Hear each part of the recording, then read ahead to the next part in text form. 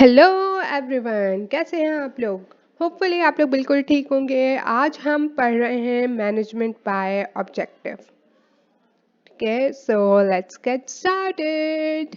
Management by objective, एक मैंने अभी वीडियो डाली थी, traditional sorry approaches to goal settings. आप वो देख लीजिएगा क्योंकि वो मैनेजमेंट बाय ऑब्जेक्टिव से लिंक्ड है। उसमें हमने थोड़ी इसकी भी बात की है। ठीक है, तो उसमें आपको एक बेसिक डेफिनेशन मिल जाएगी। अब मैनेजमेंट बाय ऑब्जेक्टिव क्या है कि आप जो गोल्स बनाते हो ना, वो टॉप मैनेजमेंट और एम्प्लॉयज सब लोग साथ मिल के गोल्स बनाते हैं। अब सब अगर एक छोटी ऑर्गेनाइजेशन है उसमें तो ये पॉसिबल है, बड़ी में ऑब्वियसली नहीं है। तो वहाँ क्या होता है कि हर डिवीजन का बंदा समझ लें, हर मैनेजर, लाइन मैनेजर, सुपरवाइजर सब साथ मिलके एक अग्रीड अपॉन, यानी जिस पे सबकी रजामंदी हो, वो गोल्स बनाते हैं। और उन गोल्स को लेके एम्प्लॉय की परफॉर्मेंस को इवेल्युएट किया जाता है।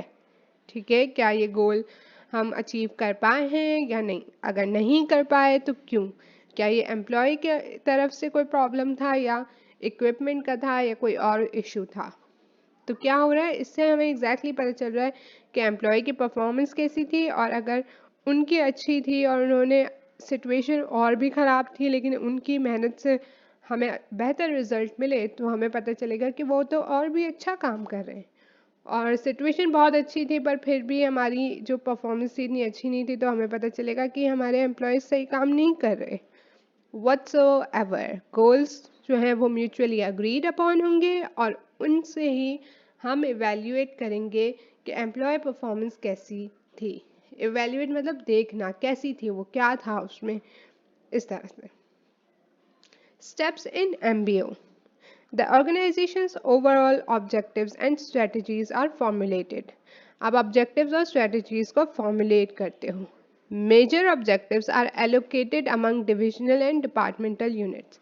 अब जो सबसे बड़े बड़े ऑब्जेक्टिव्स हैं, जो मेन ऑब्जेक्टिव्स हैं, उनको आप क्या करते हो, डिविजनल और डिपार्टमेंटल यूनिट्स में एलोकेट कर देते हो।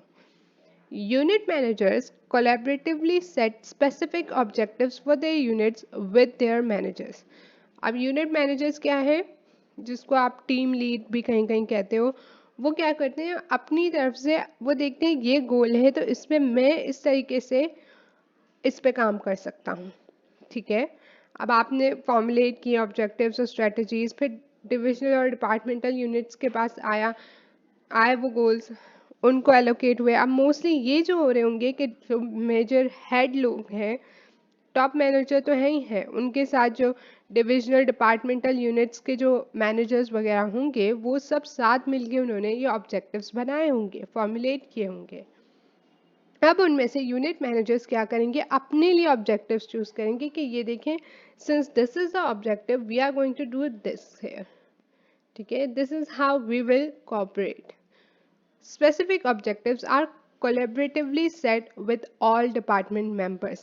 अब ये जो हम मैनेजर ये वाला गोल बता रहा है, एक आपका यूनिट मैनेजर वो अपनी टीम मेंबर्स, डिपार्टमेंट के मेंबर्स के साथ मिलके आपको बता रहा है। Action plans defining how objectives are to be achieved are specified and agreed upon by managers and employees. अब हमें गोल्स पता चल गया, अब हम इन पे कैसे रीच करेंगे, ये मैनेजर्स और एम्प्लॉयज़ साथ मिलके डिसाइड करते हैं। अब आपकी एक टीम है, लेट्स से कि हर डिपार्टमेंट में 10 लोग हैं, 20 लोग हैं। अब वो 10-20 लोग सब लोग अपना अपना ओपिनियन देंगे, अपना अपना बताएंगे कि ये वो लोग मिल के एक प्लान, एक्शन प्लान बनाएंगे। सही है, the action plans are implemented. अब मिलके मेरा मतलब क्या, ओपिनियंस लिए जाते हैं। एक मैनेजर आपके पास हो सकता है, अगर आपने कहीं पे काम किया हो तो आपका टीम लीड पूछेगा, यार सिचुएशन आ गई है इस तरह है, तो हमें क्या करना चाहिए। This is they are including you. उनको पता है कि ये हमारा गोल है, हम ये करना चाह रहे हैं, तो तुम बताओ हम ये कैसे अचीव करें। This is them including you. और फिर वो उस हिसाब से एक्शन प्लान बनाते हैं और उस एक्शन प्लान को इम्प्लीमेंट करते हैं। And then progress towards objective is periodically reviewed and feedback is provided. क्या है कि आप उसको रिव्यू करते हो, हर हफ्ते, हर महीने, हर 15 दिन पीरियोडिकली क्या है कि आपने कुछ दिन सेट किए हुए हैं। In every 10 days I will check. अब 10 days ज़्यादा हो गया, अनलेस वो गोल कोई बहुत ही छोटे टाइम का एक प्लान, एक्शन प्लान बहुत छोटे टाइम का है, तो आप 10 days, एक वीक रख सकते हो, वरना मोस्टली 1 मंथ, 15 days, 20 days, वो पीरियड आपने एक डिसाइड कर लिया है जिसमें आप रिव्यू करोगे आपकी प्रोग्रेस, एंड देन आप हमें बताओगे कि हम लैक अभी भी कहाँ कर रहे हैं, कहाँ पे हम इम्प्रूवमेंट कर सकते हैं, एंड देन एज पर दैट आगे काम होगा। So these were some steps in MBO management by objective. Successful achievement of objectives is reinforced by performance based rewards.